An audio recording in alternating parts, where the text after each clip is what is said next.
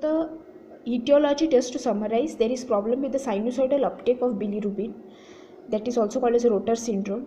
There is hemolytic anemia, then cholestasis or pancreatic cancer can be one of the cause. Viral hepatitis can be one of the cause which affects the functioning of hepatocytes. Crigler-Najjar syndrome, in which the process of conjugation of bilirubin is affected.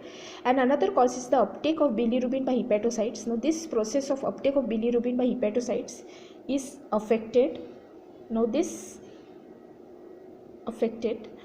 is specifically seen in Gilbert's disease. So now let us understand what are the symptoms of jaundice. So firstly, you will see there is abdominal pain.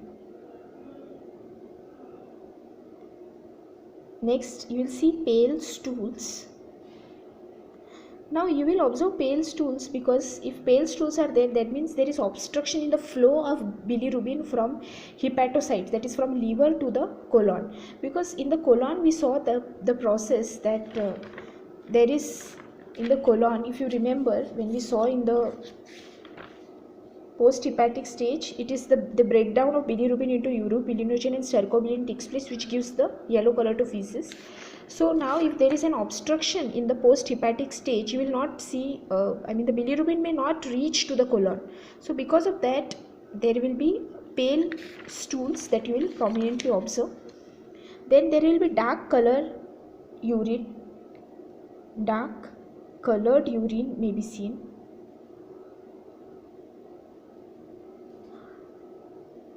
Nausea will be observed. Vomiting will be seen, and there will be yellowish discoloration of skin or yellow coloration of the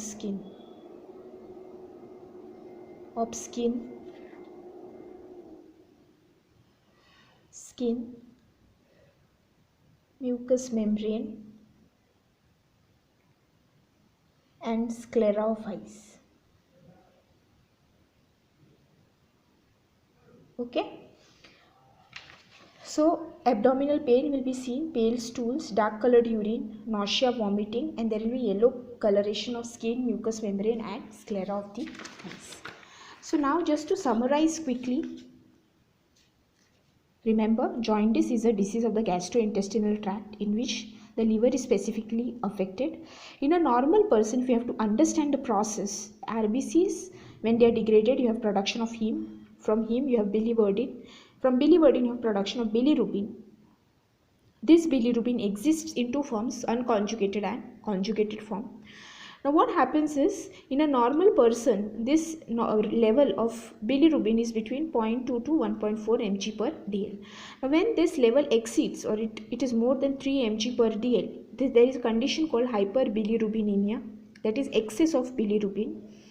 This excess of bilirubin results in yellow discoloration of skin, mucous membrane and sclera of eyes, which is a condition called as jaundice. There are three types of jaundice which you commonly observe, that is pre-hepatic, hepatic and post-hepatic. Now in pre-hepatic you will see increased level of unconjugated bilirubin. This unconjugated bilirubin is also called as indirect bilirubin. Hepatic jaundice, you will find increased level of conjugated and unconjugated bilirubin, which is also called as a direct and indirect bilirubin. And in the post-hepatic jaundice, you will see increased level of conjugated bilirubin. This conjugated bilirubin is also called as a direct bilirubin. Now neonates, they are at high risk of jaundice.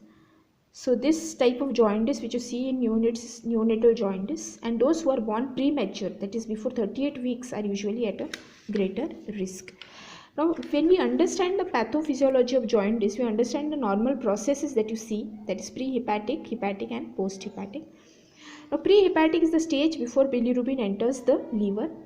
So remember that RBCs, they are breakdown product heme, further is utilized in production of biliverdin, which results in production of bilirubin. This bilirubin which is produced is an unconjugated form of bilirubin. Chemically it is a tetrapyrrole, so it is insoluble in water. Now this bilirubin is further uptake takes place by hepatocytes.